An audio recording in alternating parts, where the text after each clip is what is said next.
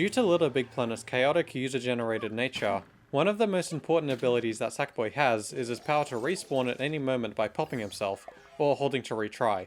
You never know when you're going to get stuck, whether it's from getting trapped by something or just falling completely out of bounds. So having a button that can get you out of almost any situation is extremely useful.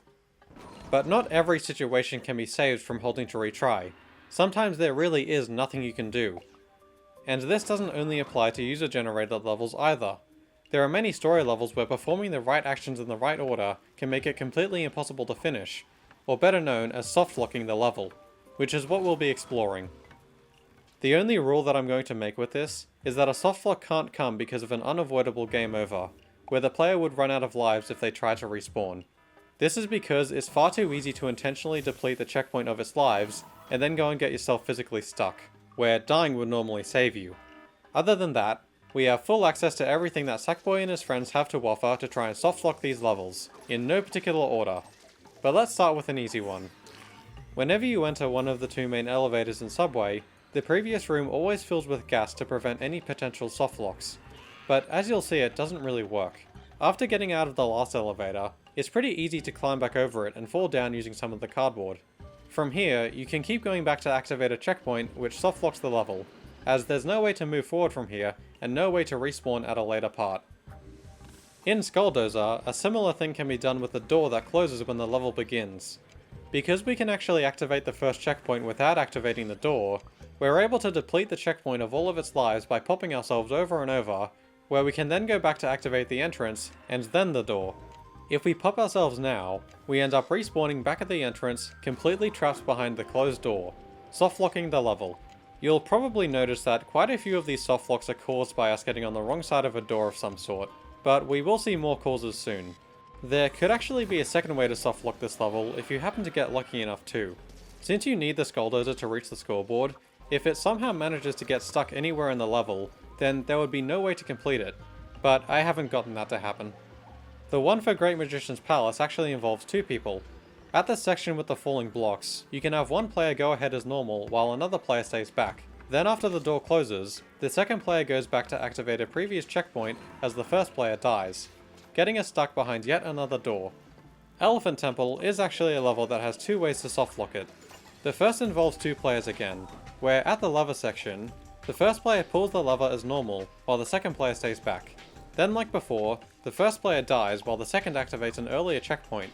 Then when we make it back to this section, there just isn't any way to get past the wall. The second method is a lot simpler, and is actually caused by something that we haven't seen yet. At the Walking Elephant, it's super easy to use a right corner jump to avoid the checkpoint entirely, where we can then activate the elephant, and then die. Then as long as we don't get back on in time, we're left completely stranded with no way to finish. We'll categorize this type of softlock by a vehicle being inaccessible. Sensei's Lost Castle is thankfully another relatively simple one. All you really have to do is use a second player to jump over the checkpoint in the boss fight room, or make it run out of lives and activate a previous one. Then activate the fight and die, making the boss inaccessible. The construction site is like Subway, where the previous section gets filled entirely with gas once we enter the boss fight, so we can use this in a couple of different ways. The easiest is to make the checkpoint here completely run out of lives like we did in Skulldozer, where we can then, again, activate an earlier one, then die, making the boss fight completely inaccessible. Except, not really. Technically, you could actually backtrack through the level from here to make it back to this enemy, where doing the big skip would get you back into the arena. So if we just kill the enemy, then the level would be properly softlocked. But this also means that instead of playing through the level to then take all of the lives from the checkpoint, you could just do the skip with the enemy, activate the fight from below, and then defeat the enemy, which softlocks it in the same way. Boomtown is probably the one that you actually have to put the most effort into to softlock it, just because there are so many ways to skip the level. The softlock is caused by getting a rocket car in the way of its emitter so that it's completely stuck and no more can be spawned, which is another instance of a vehicle being inaccessible. But because it's possible to backtrack to the entrance from here to do the deload skip, we have to use up all of its lives so it's no longer possible. Then the only thing we have to do is blow up these bombs in the town section, since it's possible to use them to jump the gap after the rocket car. So only after doing those three things is the level truly softlocked. Thanks to Metroberry for finding this one. The Terrible Oni's volcano is another pretty simple one, where if you're able to fly the balloon up and over to the first fortress while avoiding the checkpoint, all you need to do is die to have the level become softlocked, as again, a vehicle that we need is no longer accessible. There could be another way to softlock this level, but it would be extremely hard to do. Since the cat in the boss fight has limited ammo, and the fight only ends once the tag on the Oni is destroyed, if you happen to control the cat so that all of its bombs miss the tag, then the level would be unbeatable, but I haven't ever seen this happen before. There's a pretty unique softlock in Skate to Victory, as it's the only one that I know of which involves deforming the level using reloads. There isn't really an exact process with how random it is, but sometimes when you deload the first windmill and then reload it, it's able to land in a position that gets the bird stuck that you normally use to progress. So if you activate the entrance after this happens, there would be no way to get onto the windmill to keep going, or to even try deloading again. Pretty unsurprisingly, the Collector is the level that has the most ways to softlock it, with the first being one of the easiest. Just by falling into the gap in the ground, you're able to jump over the first checkpoint, where then activating the elevator and dying puts you back on the other side of the door. The second way is a bit harder, but still pretty straightforward. During the second phase of the boss fight, when the Collector's machine is punching the ground, it's possible to get launched upwards to the light in the top right corner, where it can then be jumped off of to get ahead early, where then activating the checkpoint in this area softlocks the level. This is because the Collector is needed to start the ending sequence, but he doesn't appear until the fight is over, and since the checkpoint here is active, there's nothing the player can do.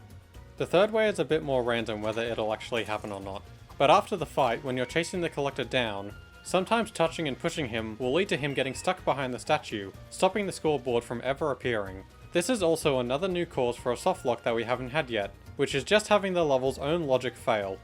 The mines is a pretty funny one in my opinion, which involves two players again. Near the ×2 area at the end, if one player goes through the wheel without fully moving it around and activates the checkpoint, the player still on the outside is actually able to very slowly move the wheel back to its original position, where it eventually gets stuck if the other sponge isn't grabbed, which can be made impossible just by having that player die. I find this one interesting because it's not really the same as every other time we've gotten stuck behind a door, as this one's meant to stay open after you interact with it. The darkness doesn't have too much that we haven't seen before, due to the big wall that falls down next to the Collector. One player stays back, while another leads the dog into the gas. That player dies, then the first player activates an earlier checkpoint, getting them stuck behind the wall. The second method is a bit more amusing, but it's not really clear why it actually happens. For some reason, if you ride on the Collector's ship at this part, and then die to the spikes at the right time, the Collector has a chance to fall back down, which disables the skull elevators. And since they're required to progress from here, there isn't anything you can do. And that's actually all of the softlocks in the story levels that I could find. It's a shame that there aren't any more, but some levels just aren't complex enough to have any of the usual causes possible. But here are some ways in a few more levels where a softlock can almost be done. The frozen tundra could be softlocked if you could somehow destroy the soldier at the end, since he's needed to open the door. Blocking the emitters that spawn the buffalo and burning forest would work, but there aren't any objects that are able to do this. Endurance Dojo comes super close, as it's pretty easy to raise the elevator to the top, then jump off to backtrack, making the elevator inaccessible. But because of this super precise trick involving the jump pad, it's just barely possible to skip the elevator, making the level technically not softlocked.